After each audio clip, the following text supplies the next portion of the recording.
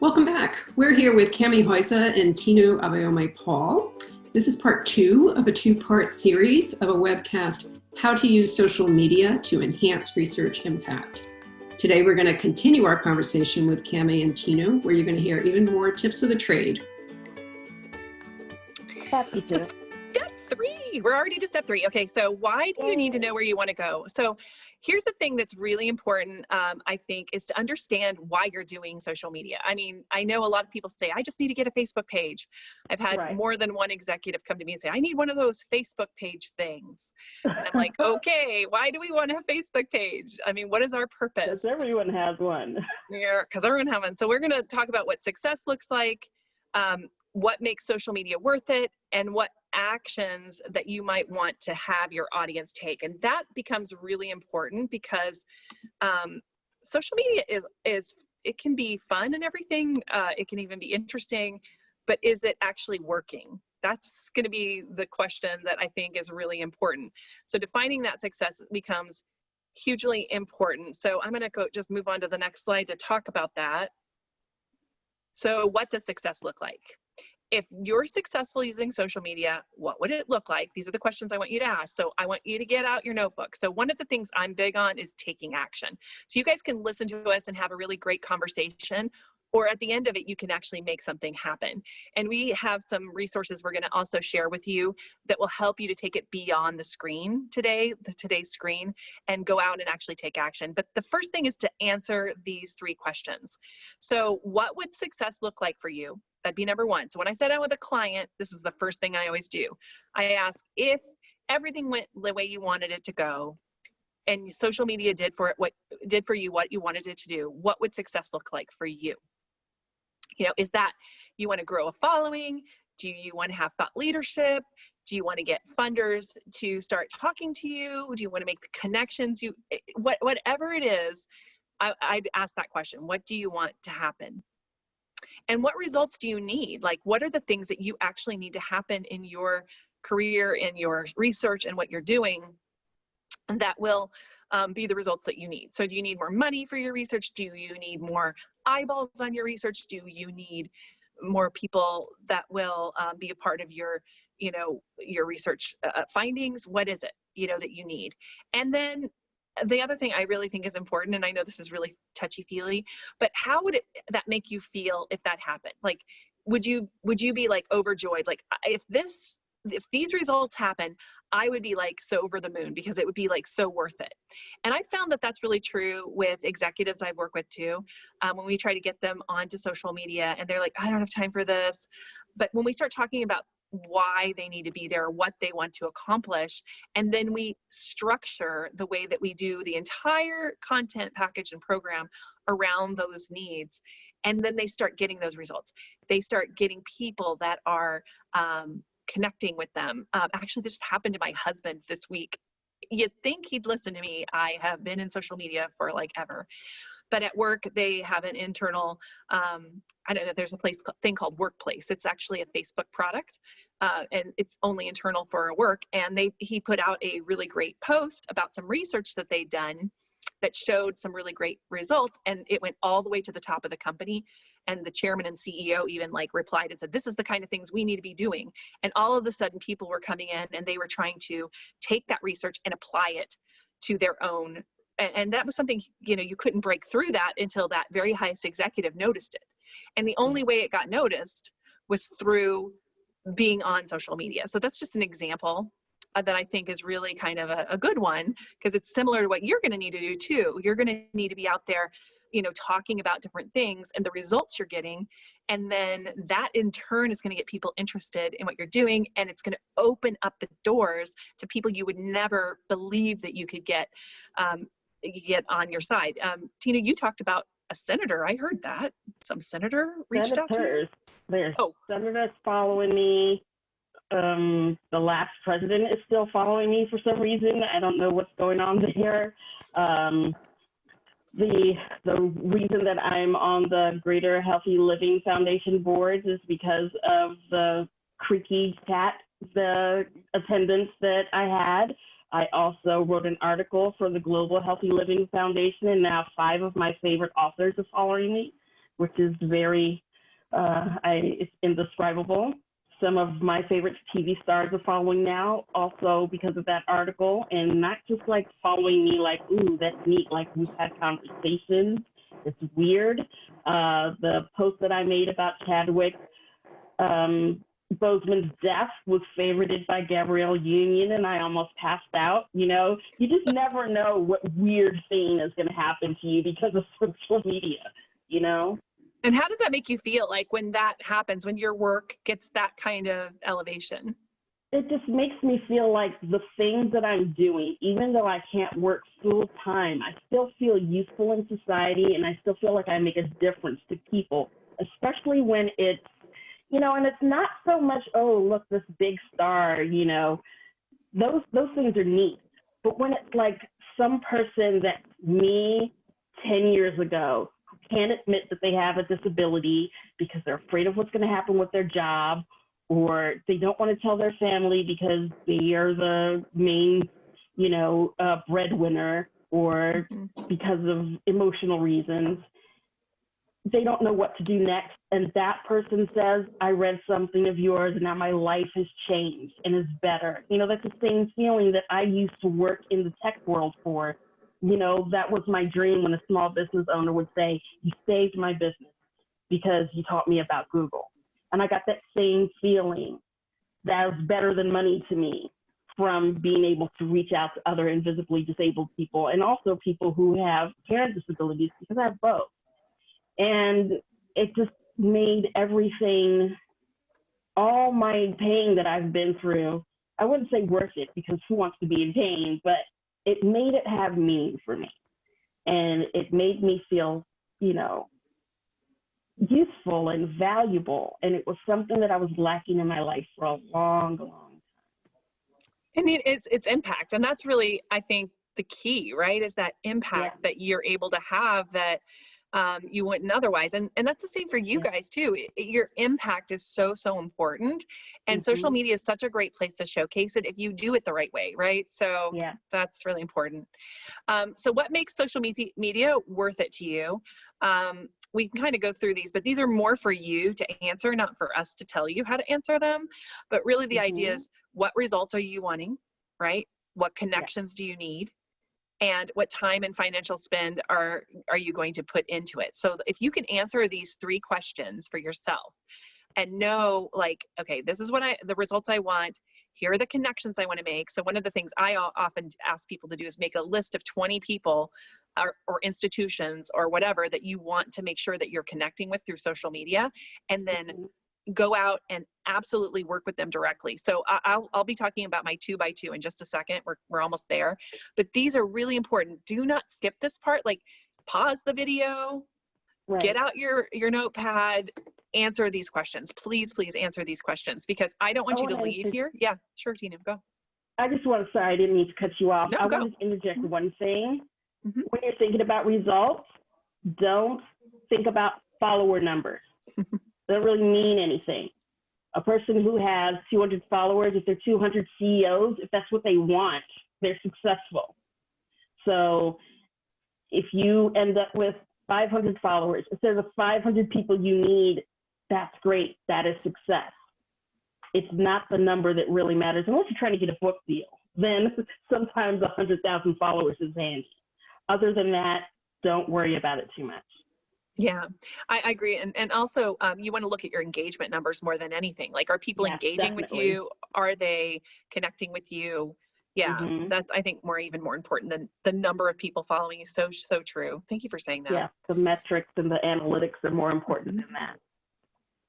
And then, what actions do you want from your audience? You want to think about this too. So we call them calls to action, CTAs. So I tried to do this in plain English, but you'll hear people talking about your CTA. And your CTA is really what you want people to do. What do you want them to do whenever they read your posts? Do you want them to go to your website? Do you want them to respond to you? Do you want them to like, engage, share? So you need to think about what each content piece you want them to do with it. So you don't want to put anything out there that's just out there with no real reason, right? So what is it that you want them to do? How do you want them to engage? I talked about that a little bit. So you may ask them for comments. it's okay to ask people like, what do you think about this? One of the fun things that we used to do in blogging is we would say, write unfinished posts. Like write an article that's not complete so that people have a place to respond to you, give them some room to co-create something with you. And I don't mean make it like bad with grammar. I'm sorry, guys. That's not what I'm saying. What I'm saying is just having room, like, what do you think about this? This is what I think. What do you think? How would you add to this? Some really cool questions like that in your post will actually invite people to respond to you. Because if you just make a statement or a declaration, sometimes people might like it or, whatever, but they're not going to necessarily comment because there's nothing left to comment on, right? There's no space for that, right? Right. If I say, this is my favorite food, what is yours? Then Cami can follow up with that. But if I just say, my favorite food's steak, and this is how I like my steak. Steak emoji. I don't know. Is there a steak emoji? I don't know. Anyway, right. There might be. Anyway, so, and you want to think about how you want them to engage, So today I just put up a tweet about a book that a friend of mine just put out that was based on 500 interviews with credibility experts. I was luckily one of those, but he had, of all of that stuff that he learned, he put out 140 tips, and he has now a free book on Kindle that you can go get for just, a couple of days. They'll have it out there for free for a couple of days. And so what I did is I said, hey, go get this book while it's free. So my action I wanted them to do there is my engagement is like, click on this and go get this book. But another thing might be for me to say, what do you think about this, and have a poll or whatever it is, right? So there has to be a purpose behind the things that you're putting out on social media. And also being realistic about the time frame for your return on investment. I hear this all the time, like, what's my return on investment for like spending all of this time on social media? Yeah. So I don't know. That's something that I hear a lot from organizations. And really the return on investment is about relationships. It's about building those relationships so that they're there for you when you need them, instead of like going out there and trying to get them to do something for you before they've built that relationship. And I've seen you talk about that, Tinu, a lot. Like, I think there was a tweet in the last week or so that you actually talked about this. Definitely. People asking for favors without getting to know you first. Relationship. Exactly. It's the return on investment of brushing your teeth. You're not going to wake up tomorrow with the whitest teeth ever, with way healthier teeth than when you started with. But if you do it every day, when you go to the dentist, you won't have cavities. You don't make a friend and then the next day say, take me to the airport. It's not going to work. You have to build relationships with people if you want them to give you something.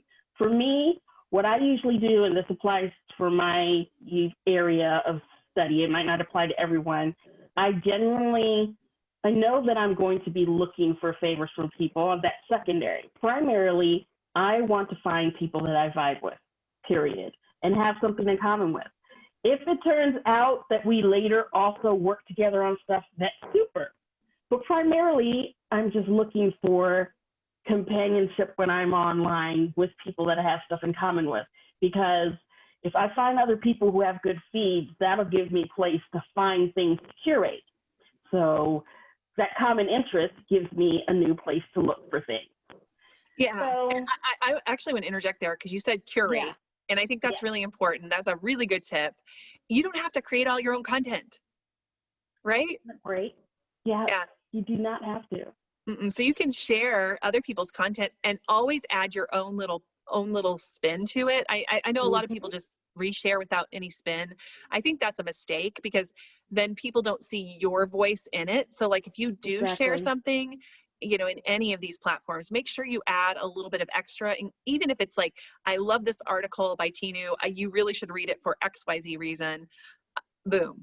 That's all. It doesn't have to be a huge amount, but people have to understand why you're sharing it. And Twitter actually this week came out with a new tool on Twitter, but a new feature, I guess you could say, where they are like, if you try to share something without reading it first, because some people just try to share, it's saying, hey, you might want to they won't let you retweet it until you've actually clicked through and looked at the thing. So trying to spell, And I made a promise to my audience early on that I would not share things that I haven't read. So I'm already in the habit of doing that. And when I have a comment or input, I will quote tweet, which is a feature of Twitter, where, you know how on Facebook, when you share something, there's that space at the top where you get to write something. Now Twitter has something like that, and it's called quote tweeting. You can have the whole tweet at the bottom, and then there's space at the top for you to put your own little comment. So I always put my own little comment. And if there was something that I didn't have time to read that I want to read later, I'd say, oh, this looks good, gonna read it later. And then so people always know whether or not I've read something and what my opinion is. And that becomes part of your value, that you curate things and that you help people find the good stuff. And it's also, you know, it also helps you if you have industry publications that you want to get in good with. A lot of those editors, you know, they are human people too. They might have common interests with you. They find things through people. I have a lot of publications that follow me because I find obscure things and then they end up covering them or following up on them. So that makes me valuable to some of those publications, and then they follow me. So that, yeah, no, that's really good. And in fact, when I usually share an article from a publication, not only do I tag that publication, but I also tag the author or the writer, the byline person in there, because usually they either have a Twitter handle or an Instagram handle. Usually I'm sharing this on Twitter or on LinkedIn. So then you just reply them, you put an @ sign and then put their username behind it, and it tags them so that they know. And I did that the other day with it was a really big article, and the author was so happy. He's like, I'm so glad that was helpful. And he was very, you know, awesome about it.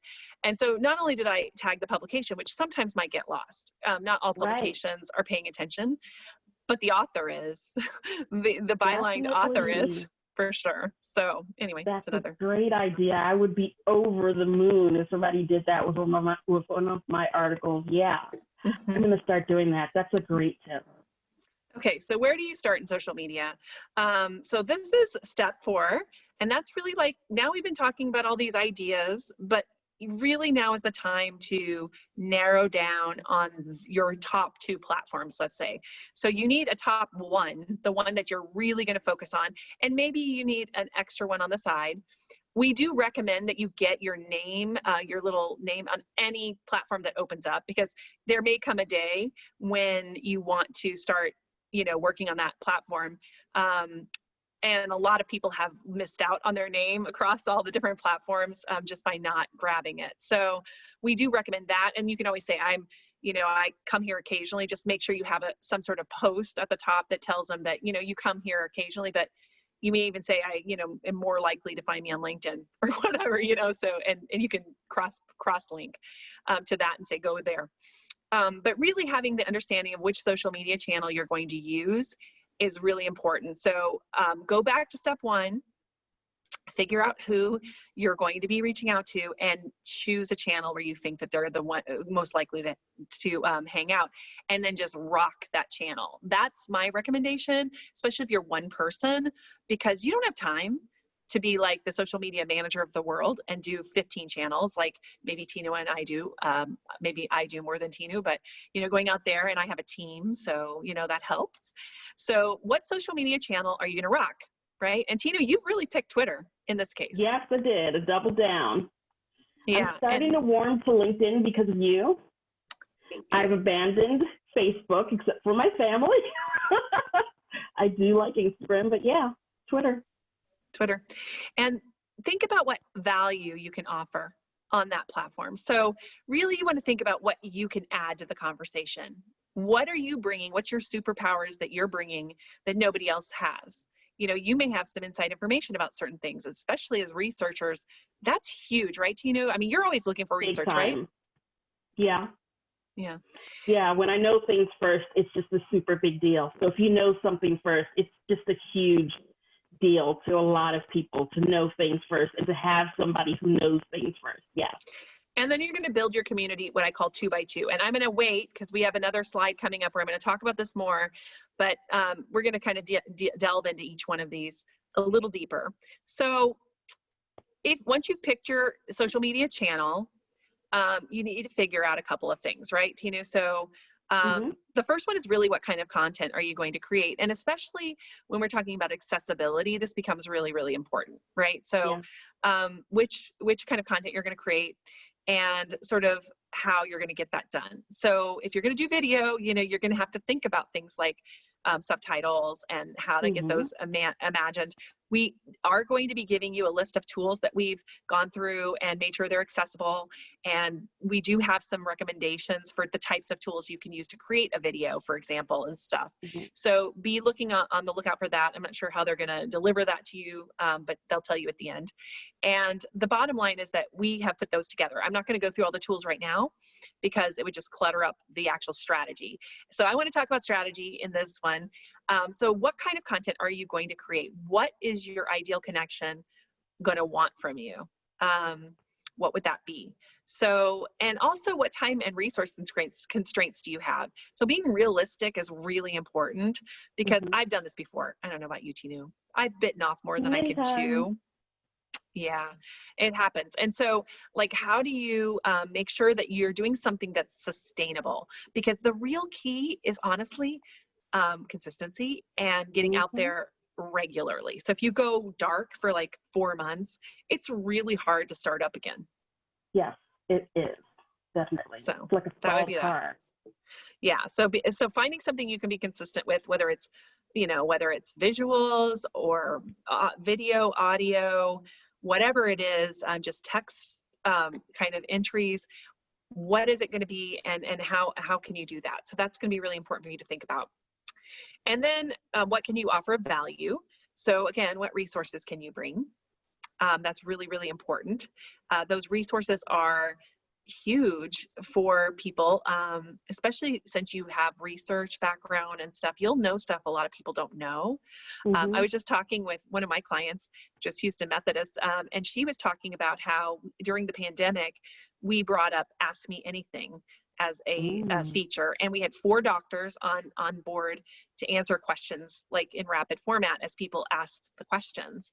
And so we did that on Facebook, which is totally not the place you'd normally do what we call an AMA, Ask Me Mhm. Anything. But you can do things like that. What kind of resources do you have that you could bring that people might have questions about, and how can you answer them or be a resource in some way? Also high touch elements, meaning that one-to-one conversation. So how can you spend time with people? Like, can you have another friend of mine is running right now a global tea break, he calls it. So everybody comes together. It's like a coffee hour. They call it the global tea break. And they get on a Zoom call. It's all promoted via social media, but then they jump on a Zoom call and have a conversation. And they talk about what they're up to and all of the different things. I can see this happening peer to peer, especially, a global tea break, talking about the latest things you're researching, what you're working on. And it's like a half an hour to an hour once a month. That could be something you could do. Love that. Yeah, creating a community of people around an idea. And then also boosting your community with resources, knowledge, and access. And that's really the biggest thing is access. And I think Tina and I had a really long conversation, so I'm going to open that up to you about how hard it is for especially people with disabilities to find great research that they can get access to. Can you talk about Yes, that? definitely. We sometimes find out that we'll hear something in passing, like someone brought up that they read that alcohol soothes some of the symptoms of fibro, which was just, it sounded so completely ridiculous. But then somebody tried to bring up a research article where they actually studied that. So we could get access to the summary, but we couldn't get access to the article. And that happens to us a lot. And so we saw the title that somebody studied it, but we could see the result. And it became a joke of ours that, I'm going to have this wine for my fibro, not ever, just continuously wondering if it was really doing anything at all. And it's not something you go to your doctor with without that research in your hand.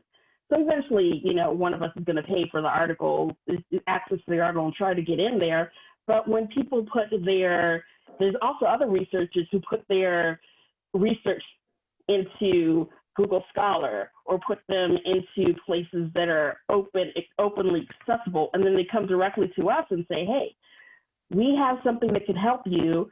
Maybe you should print this out and take it to your doctor. You know, we found out that there's this new approach to CLL, which is actually how I found the treatment to for my stage 3 CLL that I have, that was able to treat my symptoms without making any of my disabilities worse, which was a big deal. We went through a lot with my doctor over how we were going to accomplish that.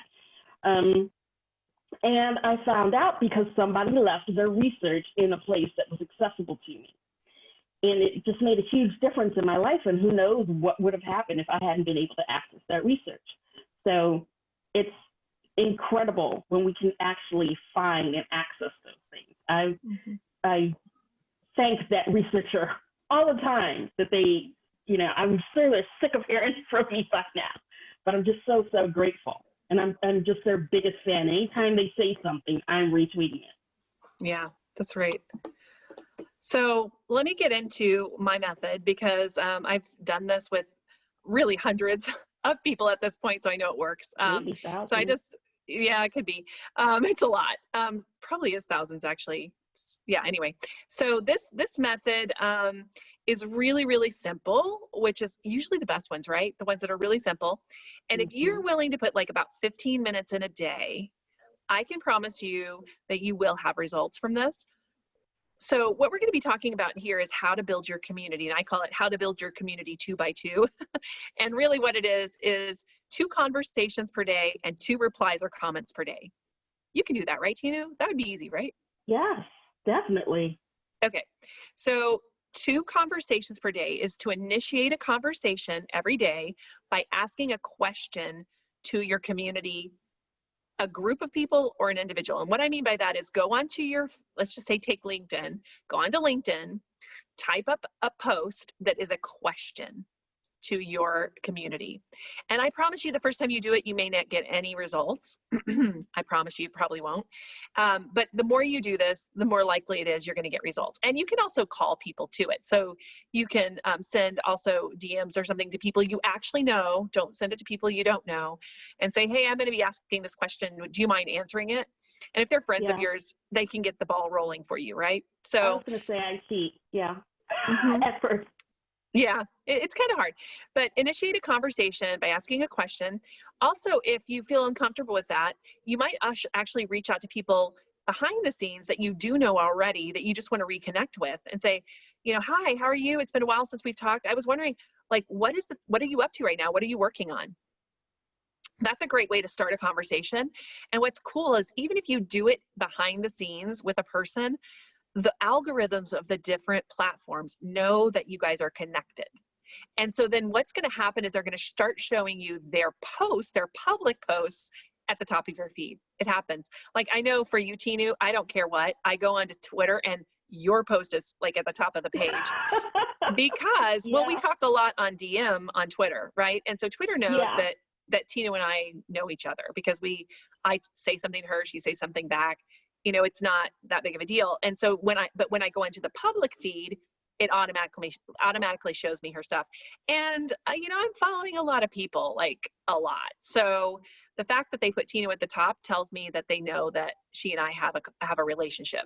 So that's the funny thing about the feed. Even the stuff you do behind the scenes affects the stuff on the front. So the more people you're talking to in DMs behind the field, the more they're going to see your stuff, and then they're going to react to it because usually they're your friends or colleagues, and so they're going to react to it, either like it or share it or whatever, and then that ends up helping you. So if you can just do 2 of these conversations per day, let's just say ask one question on the public feed and DM someone and say, hey, you know, how are you doing? Don't ask them for anything, just talk to them. That's going to help you to get at the top of the list. The second thing you need to do every day is 2 replies or comments, meaning going to somebody else's content publicly and commenting on it and connecting with them that way, or sharing it with your the thing we talked about before, with your little added extra spin.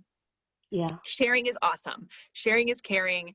And if you do this every single day for 5 days a week, don't even do the weekends, like take the weekend off, enjoy. I promise you that within 2 or 3 weeks, you're going to be like, I cannot believe it. It totally worked. And I'm not going to go into too much detail, but I did leave a link here to I give this out for free all the time. And this is the link to that. And it'll send you 6 emails over the next 2 weeks that walk you step by step through this process if you need some more help with it. But even if you don't, you can just jump on and do this. And I promise you, let me know if it doesn't work, because I promise you it always works. I've had so many people come back to me and say, wow, one of my old clients saw this, and then they reached out to me to help them with a project. It happens. Yeah, social media, it's an evolving learning process.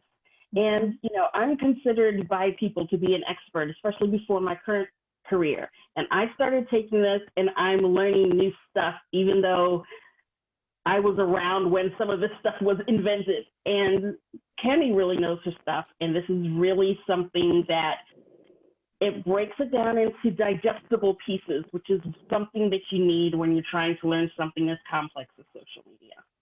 It It's can baby be easy, steps. but people make it complicated. Yes, it's baby steps. Yeah. So this thing alone, I think, this thing alone is so powerful. And I've been using it since the beginning. It's how I built my business. It's how I built my relationships with just the numbers of people that I have. So, I highly recommend it. Anyway, so that's it. So it's a little free tool for you if you guys want to use it. But even if you don't need the tool itself, if you just do this one slide, I promise you it's going to help you. So step 5, which is our last step, we're getting through this, Tinu. It's almost done. Is really the best practices that are going to up your social media game. So beyond the 2x2, which I just taught you, see, it's really easy. I want to talk to you about a couple of things that will up your social media game. The first one I call thumb stoppers. And what that means is, how most people, they're on their phone, especially if they're sighted, and they're doing like a quick roll of like social media, they're listening through. What is that piece of content that's going to make them go, whoa, whoa, whoa, wait. Now that's interesting. What's going to make them lean in and listen or watch or whatever, or wonder how it is. So, I don't know, I think that's really important to think about that, like, and not waste your time creating content that's just sort of throwaway. That's just like, oh, I got to post something today. I think you need to think about things that are going to make people lean in and wonder more about something. Again, the unfinished post is one of those. Asking a question is another one. What else can you think of, Tinu, that would kind of fall? Things. I used to title my things 7 of 8 reasons that blah, blah, blah. And people would click on it just because, why only 7 of the 8 reasons? And it's because the 8th reason was on my website. Mm-hmm. I used to do things like that. Or I would make reasons, I would make titles that went with whatever the latest movie was, things that were relevant to people.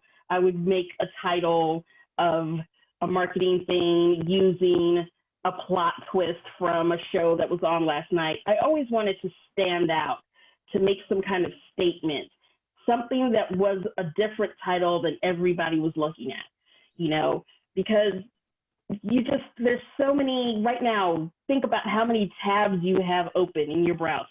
Think about how many different emails you got today. Think about how many text messages you got. Your message is going into somebody else's world that is competing with all of that. And we haven't talked about TV, family, work. This competing with all those different thoughts. How are you going to make them ignore those thoughts for a minute and concentrate on what you want them to do and what you want to talk to them about? So it has to be something of interest, and it has to be something that makes them want to discuss with you. And, I keep looking over at my notes to make sure I'm telling you all the different examples of things that you can stop. There's one thing called the Zeigarnik effect that people have misused like crazy. When people give you, promise you something great in a headline, and then you get to the article and it's crap that you didn't even want to know. We call that clickbait. Something like, clickbait. Yeah, clickbait is often so crappy. But if you read about the Zeigarnik effect, there's a way to do it very classy and very subtle that people just love that they find it irresistible. It's the reason why we watch sports. It's the reasons why we watch soap operas, because of the cliffhanger. We want to know what happens next, but we don't want to be told that something's going to happen next. So just think about those kind of concepts in your mind. So you need to spell out that effect, because I didn't quite catch it. I want to write that down. What was that? Okay, it's DEGNARIK, Zeigarnik. It's a woman. It's a woman who studied about the effects of cliffhangers on, she was studying why waiters can remember the orders when you, like, how come people who, even with bad memories, can remember when they're waiting tables what the order was. And it's because it's an incomplete task. That's really Isn't that interesting. weird? Yeah, no, Yeah. I'm definitely going to be looking that up after this. See, I'm even learning here today. So good. So good. The next thing is, of course, hashtags. And we've talked about this a whole lot, but hashtags are like golden. I mean, really, if you can figure out hashtags, and I know in this training, we can't teach you all of the things about hashtags. Right. Maybe that's something you and I, Tina, should do as a online course, like how to use Sure. hashtags properly. But that idea of hashtags is so important. So like spending the time to research the hashtags, and we talked about all hashtags being one, and just like Tina said, going into Twitter and starting to type a hashtag, or even Instagram, and it shows you which ones are trending and which ones are popular and so on. That is like one of the most, probably the easiest way for you to find other people that are interested in the same topic you are. Would you say? Because the audience is already there. They're just waiting for you to come along and give them stuff. Yeah. And if it's good, if you've done all the other It's things, good. like what's the value, what's the things that you've gotten there, I think you're going to get there. Links are still a big deal. It's hard on some platforms. Instagram is not a big link platform, so No. that would be the hard one. That you'd only really get one link on Instagram, which is in your bio or your profile. And so there's that. But links on other channels, especially things like Twitter, are really still huge. Facebook is a little harder. They kind of want you to run an ad with a link. It's sort of a, they don't give you a lot of reach with links right now. But LinkedIn is insane with the links right now. It's still really hot to have a link on LinkedIn. I guess the name is good. Also, even if you like something on LinkedIn, it's going to show up in your feed for your friends to see, just so you know. So if you like something, comment, it's going to show up on your feed, and it's going to open it up to your friends to see as well. So LinkedIn is sort of a really kind of a new platform. I mean, Microsoft bought it a couple of years ago, and they really want to be in the game. So they're stepping up a lot on the features and so forth for LinkedIn. So we're hot on LinkedIn, as you can tell right now, and that's why there's a lot going on there.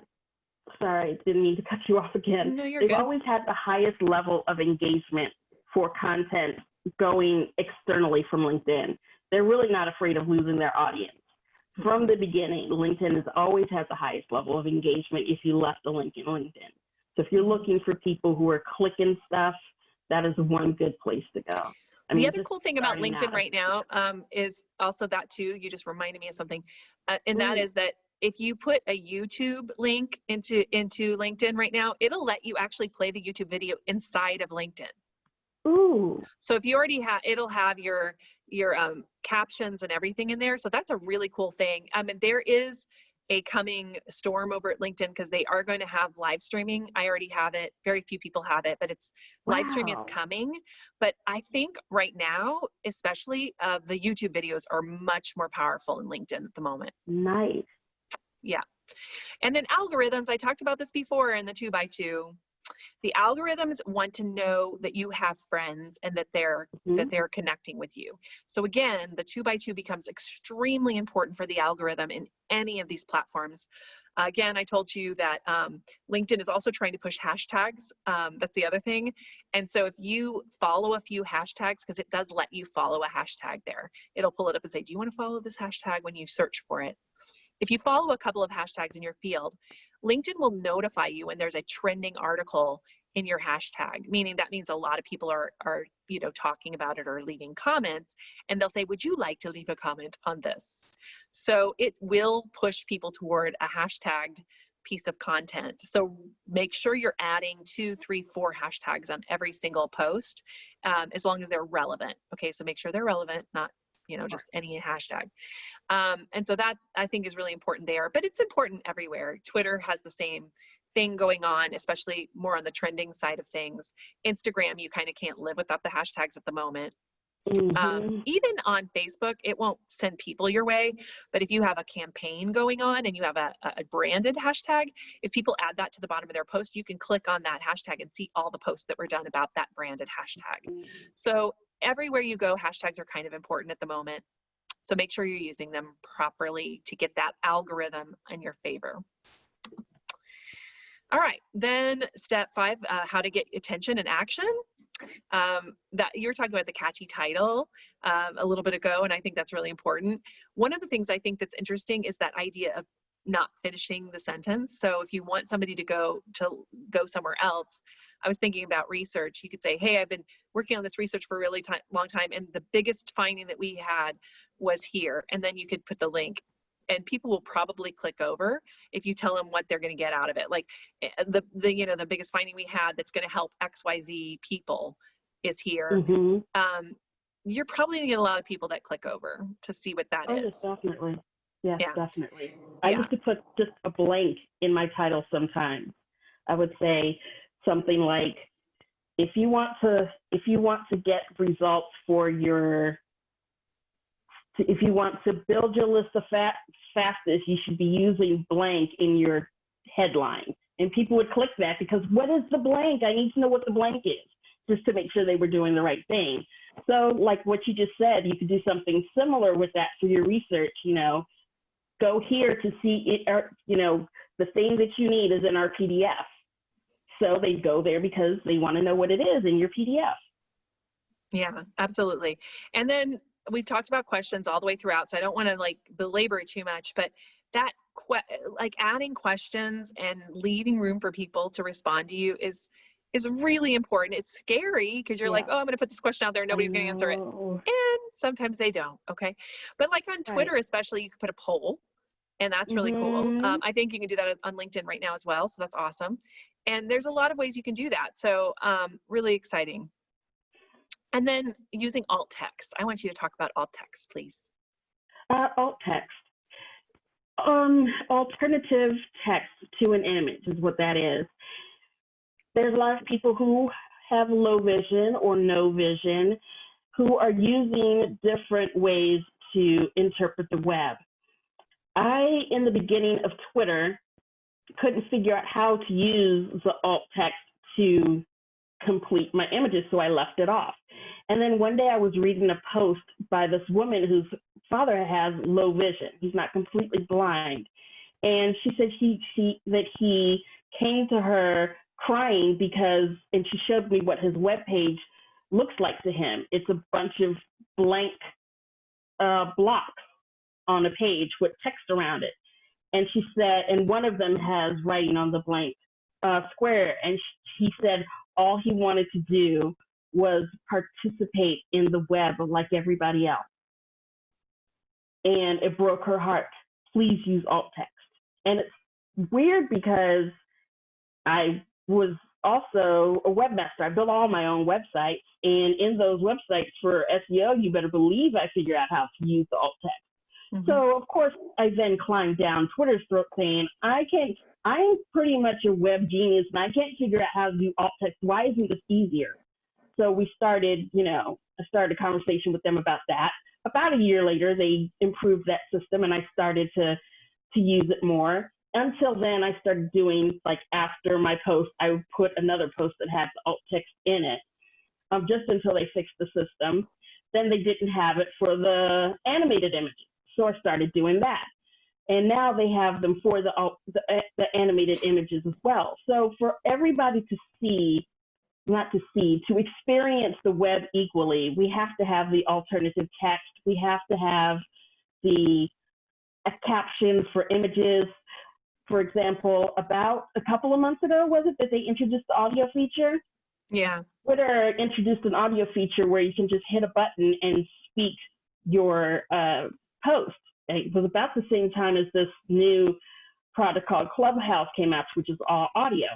Well, they didn't give us an opportunity to even to upload captions into this Audio into this button. And yeah, of course, we on Disability Twitter threw our appropriate hissy fit. And so they withdrew the feature and had a public conversation with us about how they were going to change accessibility on Twitter. And we found out that the people who do accessibility are a volunteer team. They don't even have a team that's dedicated to it. So, you know, it became kind of an issue and a problem that, well, not an issue and a problem. It became a solved issue and a solved problem that we had between us and their, you know, ally team. And they finally got it together, and they're going to relaunch the tool with the appropriate ability to have alternative text and captions with our audio tool. So we're really happy about that.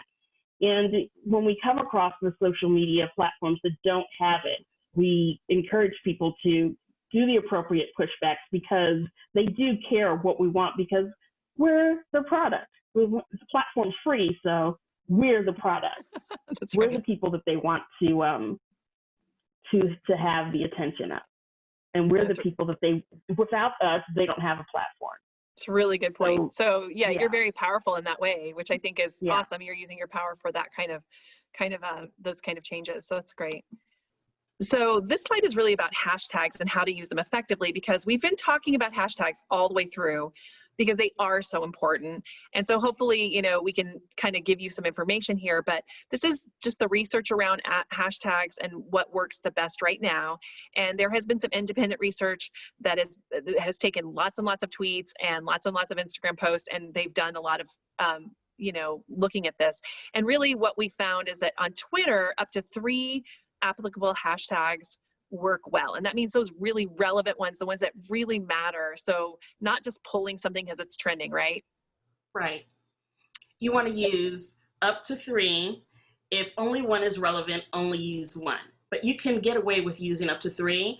I would say if you can, put at least 1 in the sentence that you're using, and then use the last 2 at the end. But if they're relevant in the sentence, use them in the sentence. Awesome. And then for Instagram, you can use up to 30, and there's different feelings about this, whether to put them in the post or in the comment.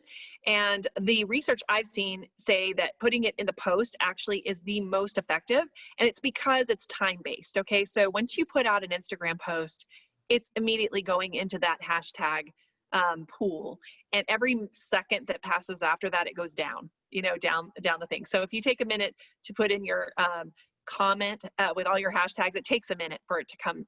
You're already down a long way on the more popular ones, like that have 1 million or something. So you want to think about relevant hashtags, and usually what I recommend is some branded hashtags, then some middle hashtags, like where people are following them. And by the way, Instagram will tell you. So as you start typing the hashtag out, it tells you how many people are using that hashtag or have used that hashtag. So I like to have like a group of them that's about 10,000 people that follow that or have used it before and maybe a couple that are at the higher levels, like the millions. You don't want like all your hashtags to be 1 million people following them, because every second your post is moving down, like it's off of the front page of that hashtag almost immediately in these really big groups that have 10 million, you know, posts and so on. So if you use a mixture of tags, you know, and really relevant ones, you'll find that it works better than not. And you can find even in some of those middle hashtags, you could end up trending for days and days and days. If you know, you don't have more than, let's say, 10,000. 5 to 15,000, let's say as a range. 5 to 15,000 people have used that hashtag or posted on it. And then for LinkedIn, right now that's working really, really well. I told you that. You want to put in there 3 to 6 relevant hashtags. Don't overstuff it. But people are following that and LinkedIn is sending people to that content if it goes well. So you definitely want to be using that. Plus, it's bringing you into conversations where things are trending, so you can, you know, connect with other people that are interested in that hashtag. And then finally, using title case for accessibility. I'm going to let you talk about that, Tinu. Okay, so the readers that people with low vision are using to read the content to them use the title case when they're reading the hashtags. If you use all lowercase, they don't know what that word is. If you use title case, it reads out as every single word. So a title case, like if that title case was mushed together and it was a hashtag, it would read it as title case. If it was a hashtag title case with lowercase, it would spell out the entire word. I've used the simulator to kind of experience that, and it's very annoying. Trust me. Somebody pointed out that to me the first time that I put together a hashtag collection, and it made a huge difference in the number of people that were grateful that I made the collection in the first place. If you use a hashtag for accessibility, definitely use title case. People will be very, very grateful to you. Wow, that's so cool. I didn't know that. And now people that don't have disabilities might think you're shouting at them though, right? So do you have issues with If you that? don't want to use uppercase, use title case. So capitalize each word. And if people ask you, I tell them I'm doing this for accessibility. I remind people periodically, like once a month, that, oh, and I'm using title case so that people who are using different accessible browsers can use this, can use the same, can read the hashtags the same way you can. That's awesome. And Yeah, that's they really don't good. really give me a whole bunch of problems, but it does come up every now and then. Right. So we have here all hashtag, which I think was the more accessible one of this two. And then Tailwind is a tool that you can use to schedule and do that kind of stuff with your different social media. Yeah. Go to the next one.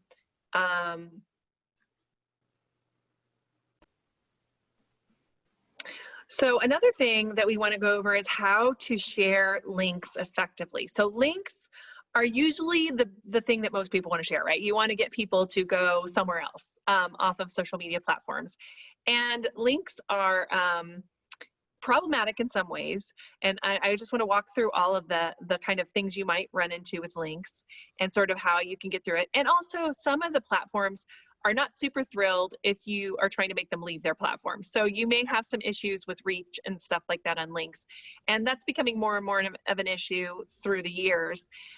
So let's just talk about that really quick. So the first one is when you share a link, especially on Facebook or LinkedIn specifically, also Twitter does this a little bit, it will pull an image from the actual content itself. So you need, if it's your own content, you need to make sure that you have an image there that is you've picked an image that you want shared. And P.S. not putting okay, sorry, give me a second. And also not having no image. So that's one of the things I will say is that even with accessibility and so on, the platforms like having the images on there. So they'll share them more if it has an image. It's just sort of unfortunate. It will. And also having those images have the alt text in them already. Even just naming the file, the actual image file with what you want it to be is a great way to get around some of the alt image issues that there are out there. So that's going to be a really important part of what you do with content. So make sure you look and see what image is pulled. And you really don't have too much, you don't have any control over it in some ways unless it's your own website, right? Right. The only thing that you really have control of are the dimensions, and they keep changing them. So just Google real quick, current dimensions for platform, and it'll tell you platform images, and replace platform with whichever Facebook, LinkedIn that you're using. So it tells you exactly what dimension you have to use. And then you can get the image to be as close as you can to pulling in the graphic the way you want it to look. Right. And then number 2 is really raw links. So could you talk a little bit about what you mean by raw links, Tinu? So raw link is what you see when you're using your browser and you're looking at the address. So HTTPS, whatever. On Facebook, when you paste it in, if you don't erase it when you're done, people may talk, and it also takes up the characters and the character limit in the box. So if you take it back out, it makes your box look neater and everything. Just take the link back out after you've pasted it in, and it's pulled everything that you needed to pull. In Twitter, you can leave it in. You might also want to use in Twitter or Facebook a bit.ly link, which it's bit.ly. It'll do some basic metrics to tell you how many people clicked through the link, and it's the most effective link counter to use because everyone knows what it is and they're not afraid to click on it. Some people are afraid for some reason to click on the other link counters. I think it has something to do with link spam. Mm-hmm. And also with like downloading all kinds of malicious code and stuff. So I know a lot of like, especially companies don't let you do that. You can get fired in some companies for like clicking on these kind of links. So Bitly is good because it's sort of, it has that. And also it shortens the number of characters. So it gives you more space for a lot of things because a lot of these links can be very long and unwieldy. So that's a raw link and sort of how to deal with that. And then of course in Instagram, there's very few links in Instagram. You want to make sure that you are using your link in your profile to the best of your ability. I actually have a link in my profile that takes people back to my website and has a list of links once you get there. Like, here's the things I've been talking about. Here's other places you can find me. It's a landing page for what we call a landing page where you want people from that to go there and do some other things. So on Instagram, that's really a big deal. I know a lot of people are worried about the number of followers they have on Instagram because once you get to 10,000 followers on Instagram, in your stories, you can put a swipe up, so where people can swipe up to your website. But I wouldn't worry about that so much. If you really want people to swipe up on a story, put an ad on it because you can put a swipe up with your ad, and it's $5. So it's a lot better than like stressing out over getting 10,000 followers. In my mind, again, you want the right people to follow you. So, and also, spend some time like engaging with people on the platform. So links are great, but don't make them everything that you do. And then finally, the profile link, which I just talked about, is important in every platform. Like you must make sure you have one. In fact, I was just on YouTube today on a really well-known person's YouTube channel, and they're not big on YouTube, but they didn't have a link back to their webpage. I was looking for it and I couldn't find it. So always have a link back because that helps people to find you. Leave breadcrumbs everywhere you go, and the links are really important. So make sure they count. And the worst thing you can do is probably leave a link to the front page of your website because there's really nobody knows what you want them to do once they get there. So you want to give them a specific page where it's very clear who you are and what you're trying to get them to do. Links are kind of important that way. So don't just dump them on the front page of your website. That would be any other things you would put in there, Tinu? No, you covered everything, and the profile link really is the most important. I was going to say also about the landing page, to make sure that if you don't want Google to find that link, that there's ways to get around that. And it's good for it to be a landing page. Make sure you put anything that has your newsletter or however you collect your leads on that page that you put in your profile link, if that's what the purpose of your link is. Right. And I know some of you may not be thinking you're a lead collector, like you're Right. like, why would that be important? But if you want to have like a place where, hey, when I have new research coming out, do you want to be informed? Some people might choose to like do that so that they can hear from you directly. So think about that, because I think almost anybody can use an email list to make sure that their information is getting out. Even if you email people one by one, it's a really helpful thing to have. Okay, and then also algorithms. I've been talking about algorithms all the way through, right? So we've been talking about how it works and so on. But a lot of people ask me, this is like probably my most frequent question, how do you beat the algorithm? It's sort of a question that people ask all the time. And I'd say the number one way to beat the algorithm is just to be super relevant. Like, the whole purpose that Facebook, Twitter, LinkedIn, any of these have is to keep you engaged longer. So they want more eyeballs on their site for a longer period of time. So if you can help facilitate that through your profile, they're going to show your profile to more people that are like the kind of people that are already, you know, interacting with your content. So they're going to show it to more and more people that might interact as well. And so that's really, really important for you to know. And of course, it's usually within your friend group or your connection group, but that's the thing, you know, they want to make sure that the content you're sharing with that group is the kind of content that that group generally connects with. So relevant content is huge. So do more of what's working. And every single one of these platforms has a back end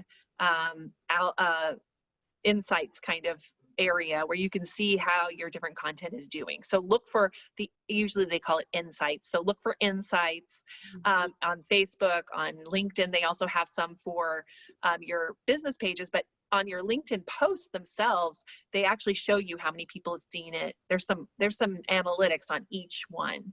Yeah. And it's like down in the bottom, you'll see it, and you just click on it, you open it up, and it'll give you more insight into who's looking at that kind of a post. So always look at what content is doing the best for you, and then do more of that kind of content. Yep. Right? Pretty easy.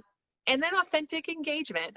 That's the other part we talked about earlier. Even, you know, direct messages and stuff help to show your content to more people that will interact with it.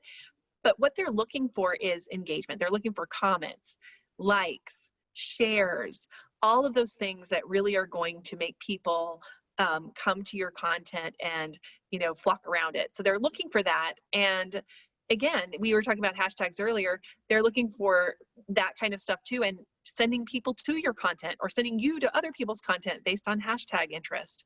So that's really what's happening with authentic engagement and not fake engagement. So there's a lot of people that will pay someone to go around and engage on people's content. Don't do that. Because it's really not helpful. And then that person who's liking or engaging on the content that got paid to do it, then they're going to show it to more people like that. And those people are not the kind of people that you're trying to reach. So you just want to start having conversations around your content. And that's it. Like, again, do the 2x2, and over periods of a couple of weeks, more and more people will engage. Don't be patient. Be patient. And then connection and tagging. So that's really the third point I want to say about algorithms, is that it will show your content to other people if you tag them. But here's the problem with that. Like, you don't want to just wantonly, you know, tag people. You want to make sure that you're giving other people, elevating them with those tags, you know, so you're saying, here's some really great work that Tinu did at Tinu. I actually did this just the other day with you. Somebody asked me, I have somebody that was asking about when my podcast was coming back, because we've kind of taken a hiatus because of some personal things. And she is part of, you know, a disabled community stuff. And so she was asking me some questions around that. And then I introduced her to Tinu, like, live in person. I said, well, you would love to follow Tinu because she's somebody that you would get a lot out of. And then they started talking to each other. So, you know, that's the way you really want to tag people, like connect them with other people, elevate their content, and those kinds of things. Do you have something to add to that, Tinu? Yeah, I just want to talk about the downside, the dark side of tagging, the problematic side of tagging. Some people use tagging in a way that takes away from people. What you want to use tagging as for giving, like you said, giving people credit, giving people introductions, showing them that you're talking about them, showing them that you mentioned them in an article, that you retweeted their article, and not things like, I wanted you to give me a public retweet, or I wanted you to do this task for me, or I want you to participate in this survey. Ask those questions in private. Once you have established the kind of relationship where you feel like you're familiar enough with somebody that you would send them a private message, that you'd be comfortable talking to them in private, that's the time and the type of way that you engage with them. In private, you ask for favors in private, you give accolades in public. That's a really good test. I love that. That's actually private versus public. I love that. And then they can feel free to say no in private without feeling like they're doing a bad thing, you know, so they don't want to make it, they don't want to be, you know, called out or feel bad, but they're thinking about their audience whenever you're asking these favors. And there's a lot of work that goes around these favors. Even if it's easy, it seems easy, they have a value with their audience, and they want to make sure that what they're sharing with their audience is something that they would share, you know, like authentically. And so if somebody has a big audience, they got there because they spent a lot of time cultivating those relationships. And they probably, if you are friends with them, they want to help you sometimes. But the bottom line is, you know, you want to be grateful for that and not tag them. And also there's another thing I've seen a lot is people tagging just to get visibility. So like they'll put something out and then they'll privately tag you, especially in Twitter. You can do this. You can click on it and tag different people that aren't in the photo, but it's really supposed to be people that are in the image or being whatever. And some people, you know, are good with that. Like if you're like, if I do social media breakfast, I could probably tag a bunch of people saying, hey, we're about to start, because they're part of that community. But what I've been noticing is people are just tagging you so that you see it. And I would say that you know, it doesn't build a lot of goodwill. So, all right, cool.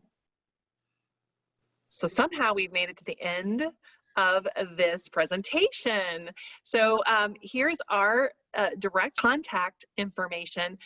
I am super open to any questions you have through any of these channels, you know, email, LinkedIn, wherever you feel comfortable. I don't know, Tinu, how do you like people to reach you?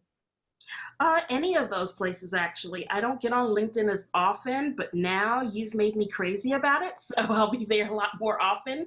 But any of those places, I prefer Twitter just because I'm there all the time unless I'm on video.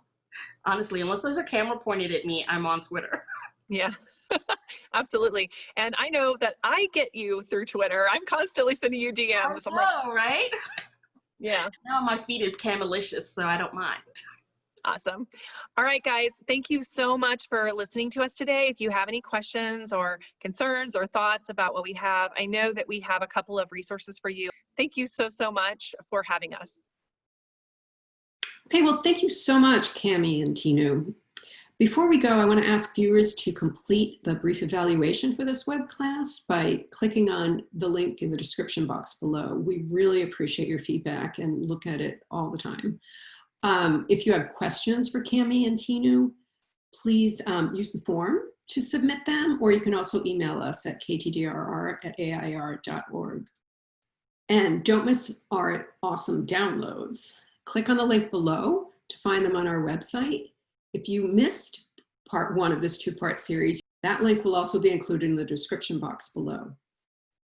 In closing, I want to thank our presenters again, as well as Shoshana Ravanowski and Felice Trurigoff for helping with logistics, and Neidler for supporting this webcast. Please visit our website at www.ktdrr.org to check out our other webcasts and resources. And of course, we're on social media. Follow us on Twitter at ktdrr_center, and on Facebook, you can search up Center on KTDRR. Talk soon.